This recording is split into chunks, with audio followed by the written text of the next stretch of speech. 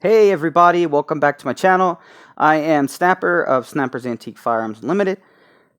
And I have a kind of a neat little thing I wanted to show you guys today. It's basically about a little bullet that most people don't know exists. They think it's rimfire, but it's not. It's centerfire. So let's get into that. Alright, so everybody, the main reason I'm making this video was to actually explain this little guy. And I'll do that a little bit further in depth in a minute, but if you look at this, you would swear that this is a rimfire. This is not a rimfire cartridge. This is a centerfire cartridge. It's called a Bennett primer.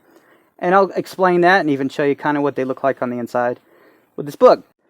Okay, so right around this same time, the very first cartridges were starting to come out. This doesn't show it here because this is a little bit later, but one of the other very well-known cartridges was called a rimfire cartridge. And the only thing I have here that's a rimfire is a 22 cartridge. And it actually just hits in the corner. What they do is they drop that mercury powder, that ignitable powder in, and they would spin it really fast, and it would go into the, if you look, you can see there's a little bit of an area there. It would suck into there when it's spun, and then once you loaded it, when those two pieces hit, boom, ignition. So, now we're going to look at this cartridge to be a fact. Most people think of this, which is the, I believe it's called the boxer primer. But it's your normal primer that you see on firearms today, like this. And it's a reloadable. It basically is almost like a percussion cap with a little anvil on the inside, and it presses in and you can pop it back out.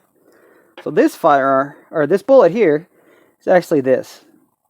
And as you see, what they did was, instead of spinning it into the top and the corners, they made a little plate, and then they pushed, they made the cartridge itself. And then this little bent plate is pushed in with the percussion powder in the middle here. So even though it looks like it's a rimfire, it's not.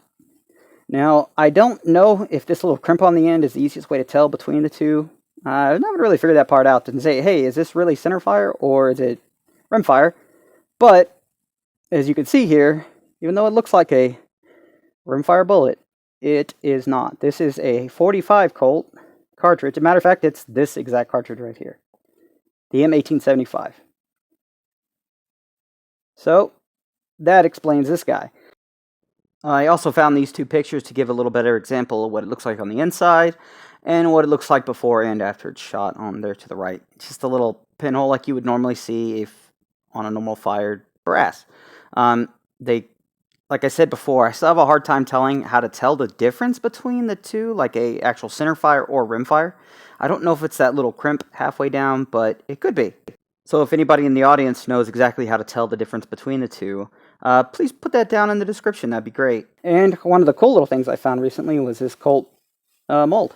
It's a conical end ball, and it's for the 49 pocket model, Colt 49 pocket. So it's kind of cool having an original mold.